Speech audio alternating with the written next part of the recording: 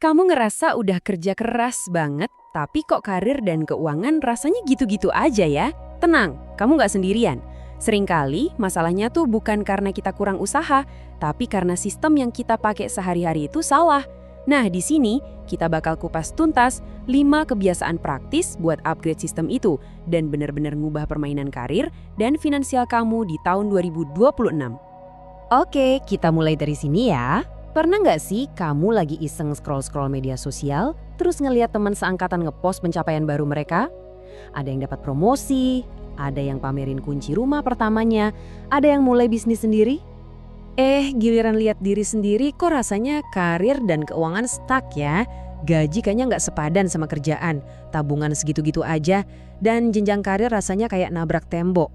Perasaan stagnan kayak gini tuh nyata banget, dan jujur banyak yang ngalamin. Dan momen kayak gini nih yang paling nyesek. Kamu cuma bisa narik napas panjang, terus ngebatin, kapan ya giliran gue? Rasa frustrasi ini wajar banget kok, apalagi di tengah persaingan dan biaya hidup yang makin tinggi. Tapi ada kabar baliknya, ini tuh bukan salah kamu sepenuhnya. Masalah utamanya seringkali bukan karena kamu kurang kerja keras, tapi karena sistem atau kebiasaan harian kita belum disetting buat ngebawa kita ke level berikutnya. Jadi, yuk kita benerin sistemnya bareng-bareng. Oke, 2 kebiasaan pertama ini ibarat mesin dan GPS buat karir kamu. Kita bakal ngomongin gimana cara nentuin arah yang benar, terus bangun kendaraan super cepat buat nyampe ke sana. Ini semua soal tujuan dan kecepatan. Kebiasaan pertama, tentuin tujuan yang jelas dan rutin. Kenapa sih banyak resolusi gagal? Ya karena abstrak banget. Bilang pengen lebih kaya, itu sama aja kayak kamu pesan ojek online, terus bilang ke abangnya, "Bang, anterin ke tempat yang enak dong," tanpa ngasih alamat. Hasilnya, ya muter-muter doang, buang-buang bensin kan? Coba deh kita bedah perbedaannya, biar kebayang. Di satu sisi, ada harapan. Mau jadi manajer? Ya oke. Tapi di sisi lain, ada tujuan yang jelas. Jadi, digital marketing manager dalam 24 bulan, target gaji 20 juta per bulan. Kelihatan kan bedanya? Yang satu itu cuma angan-angan, yang satunya lagi itu beneran peta buat jalan. Nah, kuncinya tuh di rutinitas. Udah, lupain resolusi tahunan yang cuma diingat pas Januari. Ganti dengan check-in mingguan. Cuma 15 menit tiap minggu, jawab 3 pertanyaan ini. Minggu ini udah ngapain aja buat capai tujuan? Ada hambatan apa? Terus satu hal spesifik apa yang mau dilakuin minggu depan? Ini yang ngubah mimpi jadi aksi. Oke, kita masuk ke kebiasaan kedua, yaitu nambahin kecepatan. Nah, kalau kita ngomongin kecepatan di era sekarang, kendaraan paling kenceng itu ya skill digital dan AI. Banyak orang yang takut, wah AI bakal gantiin gue. Tunggu dulu. Coba deh lihat dari sisi lain. AI itu bukan ancaman, tapi justru pengungkit paling kuat yang bisa kamu manfaatin buat karirmu. Jadi, pertanyaan yang benar itu bukan apakah AI akan menggantikan saya, tapi lebih ke apakah saya akan digantikan oleh orang lain yang lebih jago pakai AI daripada saya? Dan jawabannya, ya kemungkinan besar iya. Makanya ini penting banget. Terus, apa dong yang perlu dipelajarin? Fokus ke skill yang lagi dibutuhin banget. Mulai dari yang basic aja deh, literasi AI. Belajar pakai ChatGPT buat ngerangkum riset, yang biasanya butuh berjam-jam, sekarang bisa kelar dalam hitungan detik.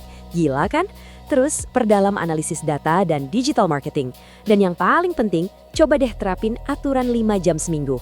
Anggap aja ini jadwal meeting paling penting sama diri sendiri yang nggak boleh di-cancel. Oke, arah udah ada, kecepatan juga udah mulai dibangun, sekarang bagian eksekusinya. Karena punya arah dan kecepatan itu keren, tapi kalau nggak ada eksekusi yang bener, semuanya ya cuma jadi wacana doang. 2 kebiasaan berikutnya, ini soal menguasai jaringan dan waktu.